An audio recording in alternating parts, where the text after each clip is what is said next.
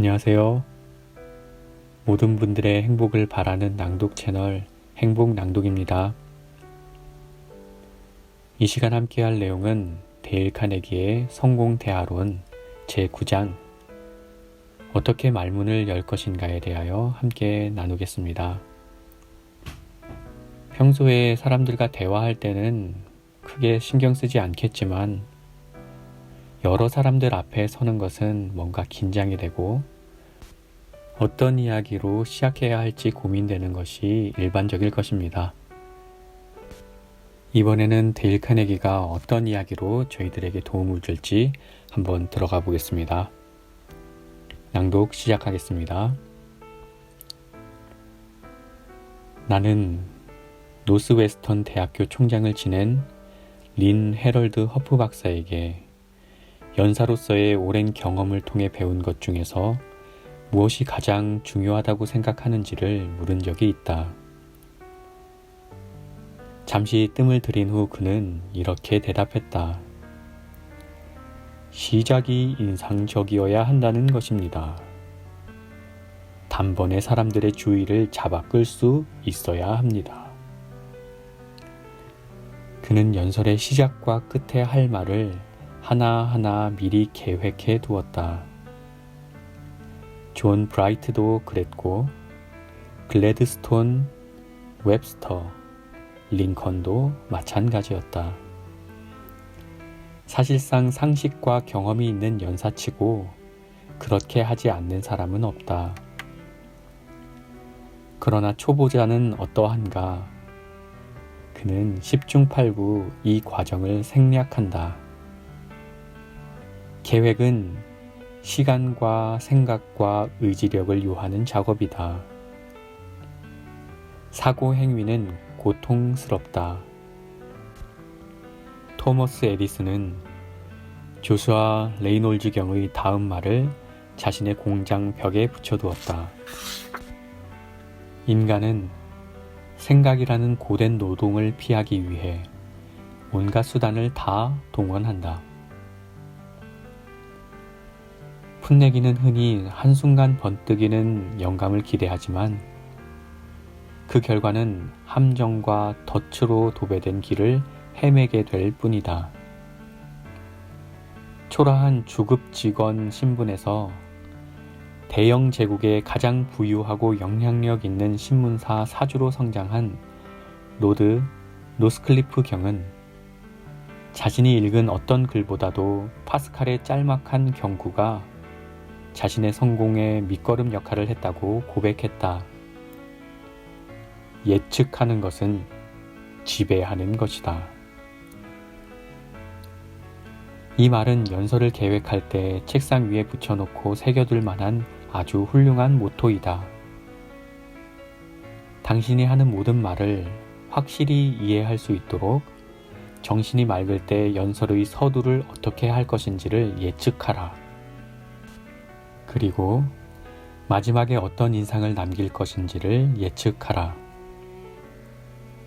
아리스토텔레스 시대 이래로 이 주제를 다룬 책들은 연설을 세 부분, 즉 서론, 본론, 결론으로 구분했다.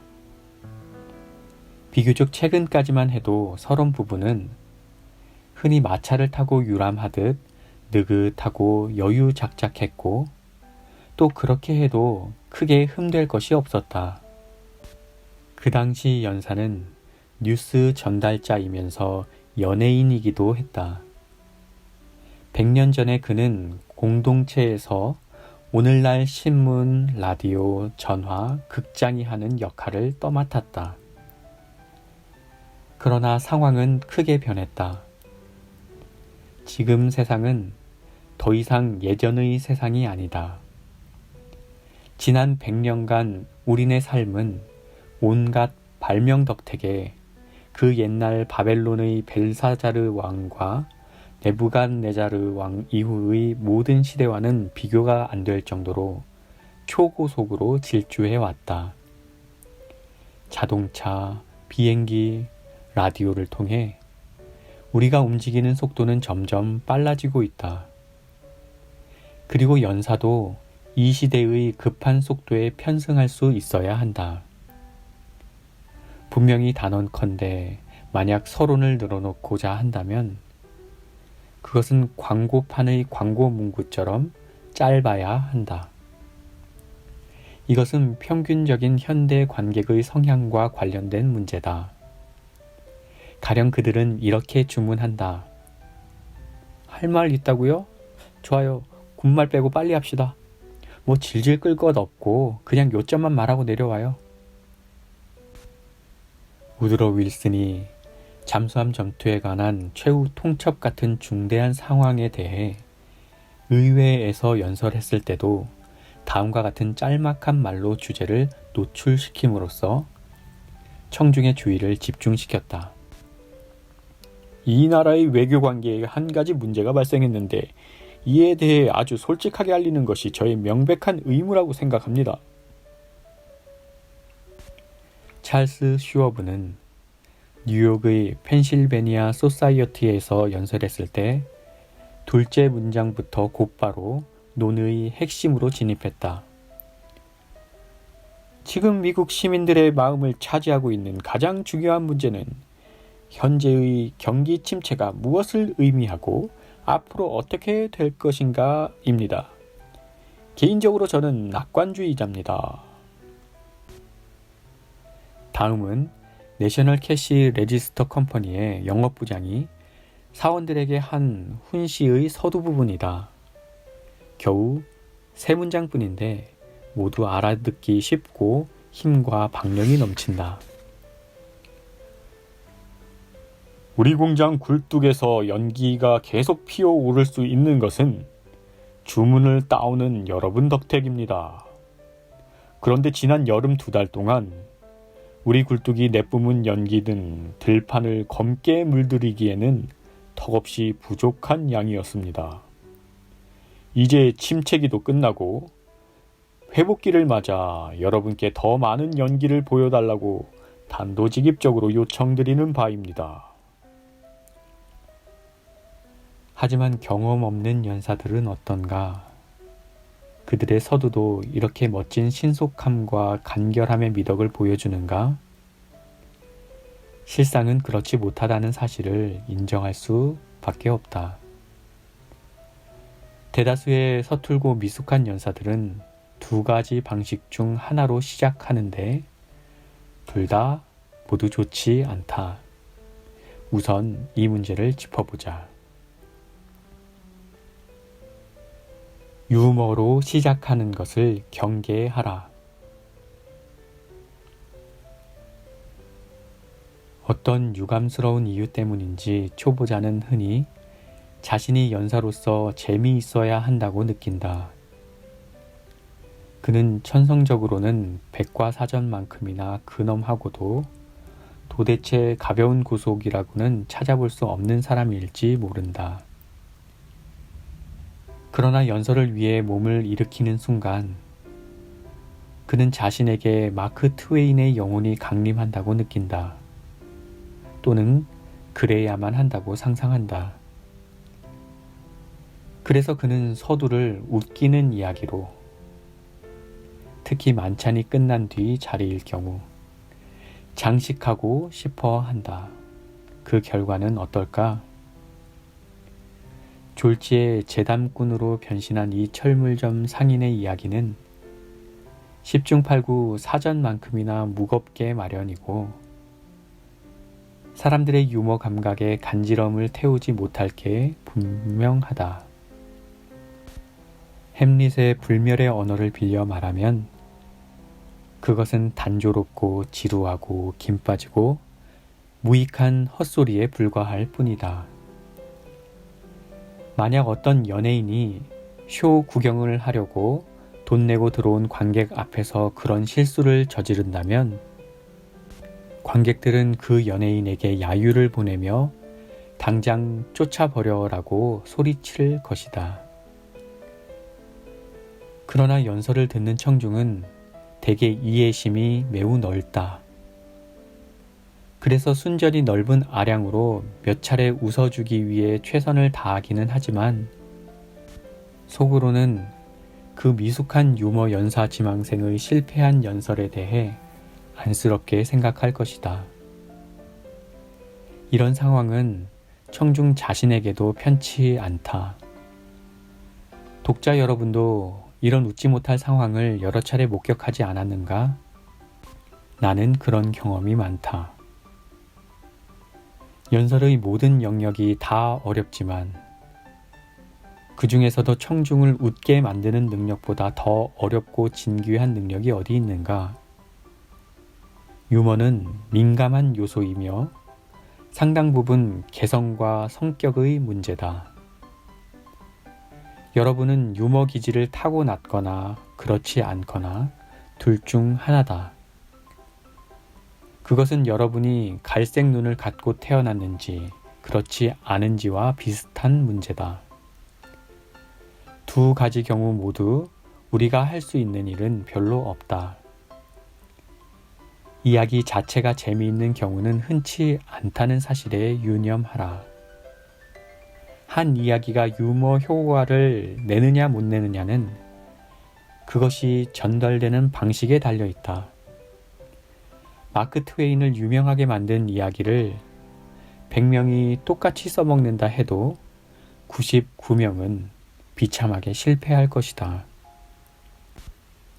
링컨이 일리노이주의 제8재판구의 선술집에서 했던 이야기들, 사람들이 듣기 위해 장거리 운전을 마다하지 않았다는 이야기들, 사람들이 밤새며 귀를 기울이게 한 이야기들, 원주민들이 배꼽을 쥐고 대굴대굴 굴렀다고 목격자가 전하는 그 모든 재미난 이야기들을 읽어보라. 이 이야기들을 가족 앞에서 크게 읽어보고 과연 그들의 얼굴에 웃음이 번지는지 살펴보라. 여기 링컨이 사용해서 크게 성공을 거둔 이야기가 있다. 한번 해보라. 하지만 사적인 자리에서 하고 제발 청중 앞에서는 참아주길 바란다. 한 여행자가 밤늦게 일리노이주 초원지대의 진흙탕 길을 밟으며 집에 돌아오다가 폭풍우를 만났다. 칠흑같이 어두운 밤이었다. 비는 댐이 무너진 듯 퍼부어댔고 천둥 번개가 성난 구름을 찢어대는 모습은 마치 다이너마이트가 폭발하는 듯 했다. 번갯불은 여기저기 쓰러지는 나무들의 모습을 비췄으며 엄청난 천둥 소리는 거의 귀를 멀게 할 정도였다. 마침내 그 산에는 평생 들었던 어떤 것보다 더욱 끔찍하고 무시무시한 굉음 소리를 듣고는 무릎을 꿇었다. 평소에는 기도와 담을 쌓은 그였지만 겁에 질린 산에는 숨을 헐떡이며 이렇게 간청했다. 어이쿠 하나님, 이러나 저러나 당신께 별 차이 없으시다면 차라리 제게 빛을 좀 더 주시고 저 소리는 좀 줄여주십시오. 여러분은 드물게 유머의 재능을 타고난 운 좋은 사람일지도 모른다. 만약 그렇다면 수단과 방법을 가리지 말고 그 재능을 갈고 닦아라. 여러분이 어디서 한마디 하겠다면 사람들은 쌍수를 들어 환영할 것이다. 그러나 여러분의 재능이 다른 쪽에 있다면 괜히 촌씨 M 대표의 흉내를 내려다 웃음을 자초하지 말라. 그것은 어리석은 짓일 뿐 아니라 엄청난 반역 행위다. 만약 여러분이 대피나 링컨 또는 잡 해지스의 연설문을 연구한다면 아마 그들이 특히 서두에서는 한 이야기가 거의 없다는 사실에 놀랄지 모른다. 에드윈 제임스 커텔은 단지 유머를 위해 재미있는 이야기를 꺼내든 적이 전혀 없다고 내게 털어놓았다. 재미난 이야기는 주 내용과 관련이 있고 어떤 핵심을 예시하는 기능을 수행해야 한다. 유머는 단지 케이크에 씌우는 설탕옷이나 케이크의 각층 사이에 더딥히는 초콜릿 정도의 역할에 그쳐야지 케이크 자체가 되어서는 안 된다. 미국 최고의 유머 강연자인 스트릭랜드 진리랜은 연설 시작 첫 3분 동안에는 절대 이야기를 하지 않는 것을 규칙으로 삼고 있다. 유머의 달인인 진리랜도 이런 방식이 바람직하다고 생각하는데 여러분이나 내가 굳이 아니라고 우길 일은 없지 않은가? 그러면 서두는 딱딱하고 심각하며 코끼리 몸뚱이처럼 무거워야 하는가? 전혀 그렇지 않다. 할 수 있다면 해당 지역 또는 행사와 관련된 어떤 사항을 언급하거나 다른 연사의 말을 빌려오는 방식으로 사람들의 유머 감각을 슬쩍 건드려보라. 이런 류의 우스갯소리가 팻과 마이크, 장모님 또는 염소를 소재로 한 진부한 농담들보다 먹혀들 가능성이 수십 배 더 높다. 아마도 즐거움을 유발하는 가장 손쉬운 방법은 자신을 농담의 소재로 삼는 일일 것이다. 자신이 우스꽝스럽고도 당혹스러운 상황에 처한 모습을 묘사해보라. 이것은 바로 유머의 핵심에 닿아 있는 좋은 소재다. 에스키모인들은 다리가 부러진 사람을 보고도 웃으며 중국인들은 2층 창문에서 떨어져 죽은 개를 보고도 킥킥댄다. 우리는 이보다는 좀 더 동적이지만 어쨌든 바람에 날리는 모자를 뒤쫓는 사람이나 바나나 껍질에 미끄러지는 사람을 보고 웃는 것은 인간의 본능이 아닌가. 또 서로 조화되지 않는 생각이나 특성들을 조합해서 청중들을 웃게 만드는 것은 거의 누구나 활용할 수 있는 수법이다. 가령 한 신문 기자는 아이들, 반추동물의 위, 그리고 민주당원을 싫어한다고 썼다. 소설가 러디어드 키플링이 영국에서 행한 한 정치 연설의 서두에서 얼마나 교묘한 방법으로 청중의 웃음보를 터뜨리는지 주목해보라. 그는 여기서 만들어낸 일화가 아니라 자신의 경험을 일부러 전하며 그들의 부조화를 유쾌하게 강조하고 있다. 신사숙녀 여러분, 청년 시절 인도에 갔을 때 저는 일하고 있던 신문사에서 형사사건을 보고하곤 했습니다. 일은 재미있었습니다. 덕분에 위조범, 횡령범, 살인자, 그리고 그런 부류의 배포 큰 노름꾼들을 소개받을 수 있었으니까요. 그들의 재판을 취재한 후에는 가끔 복역 중인 제 친구들을 찾아보곤 했습니다. 살인으로 무기징역을 선고받은 한 남자가 기억납니다. 그는 똑똑하고 말을 아주 잘하는 친구였는데 이른바 자신의 인생담을 제게 풀어놓았습니다. 그가 이런 얘기를 해주더군요. 네, 분명히 말하는데 사람이 일단 삐뚤어진 길에 들어서면 계속 그런 길을 따라 굴러가게 되지. 그러다가 다시 똑바로 서볼라 치면 다른 누군가를 해치우지 않으면 안 될 상황에 이르게 된다네. 이 친구의 말이 바로 내각의 현재 상황을 정확히 묘사해주고 있습니다. 윌리엄 하워드 테프트도 메트로폴리탄 생명보험회사 간부들의 연례 연회에서 바로 이런 식으로 유머를 요리했다. 그는 우스갯소리를 하면서 동시에 청중에게 우아하게 경의를 표했는데 바로 이것이 이 유머의 매력이다. 사장님, 그리고 메트로폴리탄 생명보험사의 임직원 여러분, 저는 9개월 전 저희 옛집에서 한 신사의 식후 연설을 들었습니다. 그분은 연설을 하면서 약간 떨었습니다. 그는 식후 연설 경험이 아주 많은 자기 친구와 상의를 했다더군요. 그때 그 친구는 그에게 식후 연사로서 연설하기에 가장 좋은 청중은 지적이고 교육 수준이 높지만 적당히 술에 취한 청중이라고 조언했다 합니다. 현재 제가 말할 수 있는 것은 이 자리의 여러분은 식후 연사에게는 최고의 청중이라는 것입니다. 다만 정신이 모두들 말짱한 것이 유감이긴 하지만 그 부족한 요소를 보충할 만한 것이 이곳에는 존재합니다. 그리고 저는 그것이 메트로폴리탄 생명보험사의 정신이라고 생각합니다. 사과하는 말로 시작하지 말라. 초보자가 연설 첫머리에 저지르기 쉬운 터무니없는 두 번째 실수는 바로 사과를 하는 것이다. 가령 저는 말주변이 없습니다. 별로 준비를 못 해왔는데 무슨 말을 해야 할지 모르겠네요. 식의 발언이다. 이런 시작은 절대 금물이다.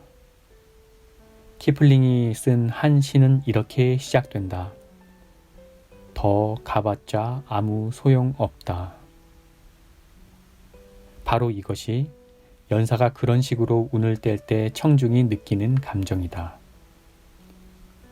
만약 준비가 되어 있지 않으면 굳이 그 사실을 안 밝혀도 눈치 빠른 사람들은 알아볼 테지만 반면 전혀 눈치채지 못하는 사람들도 있을 것이다.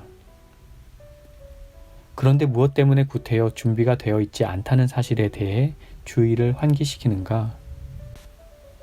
여러분이 그 연설을 준비할 만한 가치가 없다고 생각한다거나 또는 손님에게 먹다 남은 음식을 대접하듯 대충 아무 말이나 해도 된다고 생각한다는 사실을 암시함으로써 청중을 모욕할 이유는 무엇인가? 절대 안 된다. 우리는 이런 식의 사과는 원치 않는다. 우리는 어떤 정보를 원하고 특히 재미를 얻기 위해 그곳에 간 것이다. 이 사실을 잊지 말아야 한다. 청중 앞에 서는 순간 여러분은 자연스럽게 또 불가피하게 그들의 시선을 끌게 된다. 처음 5초 동안 그들의 주의를 끌기는 쉽지만 그 다음 5분 동안에도 그것을 계속 붙잡아 두기는 어려운 일이다. 일단 한번 잃게 되면 그것을 되찾기는 2배로 힘들 것이다. 따라서 연설 첫 문장을 뭔가 흥미로운 내용으로 시작하라. 2번째 문장도 3번째 문장도 아니다. 바로 첫 문장이어야 한다. 잊지 말라. 그럼 어떻게 하면 되느냐고 여러분은 물을 것이다. 확실히 대답하기 쉽지 않은 질문이다. 그리고 대답을 준비하는 과정에서 우리는 구불구불하고 분명치 않은 길을 걸어가야 한다. 왜냐하면 그 길에는 여러분 자신과 청중, 주제, 자료, 시기 등 고려해야 할 요소가 너무 많이 도사리고 있기 때문이다. 그러나 이 장 뒷부분에서 논의되고 제시될 시험적인 제안들이 유익하고 가치 있는 지침이 될 수 있기를 바란다. 오늘 낭독은 여기까지입니다.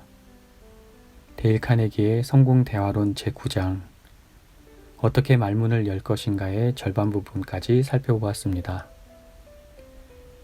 연설은 처음 시작이 매우 어렵죠. 그러면서도 매우 중요한 부분입니다. 유능한 연설가들은 처음과 끝을 주도 면밀하게 계획하고 준비합니다. 반면 초보 연설가들은 시작과 끝을 운에만 맡겼다가 실패하는 경험을 하게 되죠. 시작은 주도 면밀하게 계획되어야 합니다. 또한 도입 부분에서는 장황하게 이야기할 필요 없습니다. 한두 문장으로 짧게 하고 바로 주제의 핵심으로 진입해야 합니다. 또 많은 초보 연설가들이 실수하는 부분은 시작할 때 우스갯소리를 늘어놓거나 사과하는 말로 연설을 시작하는 경향입니다. 두 방법 모두 득보다는 실이 많죠. 사람들 앞에 섰을 때 개그맨이 되지 말자. 그리고 사과하지 말자. 이 두 사실을 꼭 기억하면 좋겠다 생각합니다. 자, 그러면 사람들 앞에 섰을 때 어떤 내용으로 말문을 열면 좋을까 하는 질문이 생기네요. 이후 내용이 자연스럽게 기대가 되는데요. 다음 영상으로 함께 하겠습니다. 이 시간까지 함께 해주신 여러분, 감사합니다.